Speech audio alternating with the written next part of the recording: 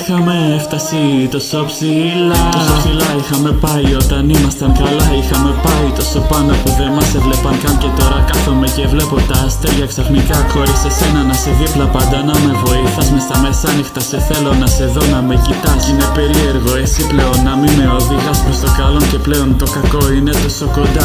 Άμα ήξερα πως θα αλλάξουν σε μια ματιά όλα τα πράγματα που τότε ήταν καθημερινά. Θα πήγαινα το χρόνο πίσω ώστε να το έκανα. Μέχρι κι αν ήμουν σίγουρος ότι δεν θα ήταν αρκετά. Γιατί σε δευτερόλεπτα μετά θα το μετανιώνα. Ότι δεν έκανα σκατά όταν είχα ευκαιρία. Όλα όσα ήθελα ήταν κοντά μου γενικά. Και ενώ το ήξερα ποτέ μπροστά μου δεν θα κοιτάζα.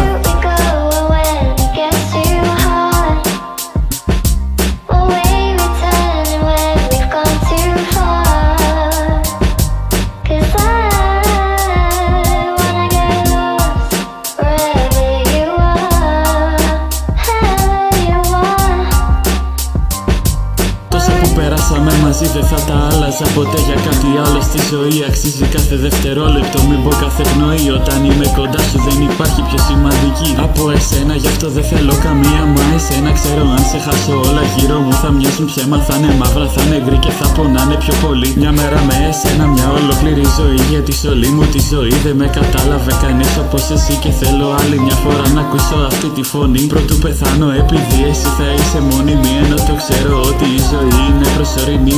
Oh yeah, άμα δεν σε έχω δίπλα και το πλάνο είναι μαύρο, τότε όντως προτιμώ να πέσω και να πεθάνω. Αν δεν ξέρω πως με θέλεις, νιώθω ότι θα τα χάσω. Κι αν νιώθω πως πάει να γίνει, τότε θα αρχίζω να γράφω.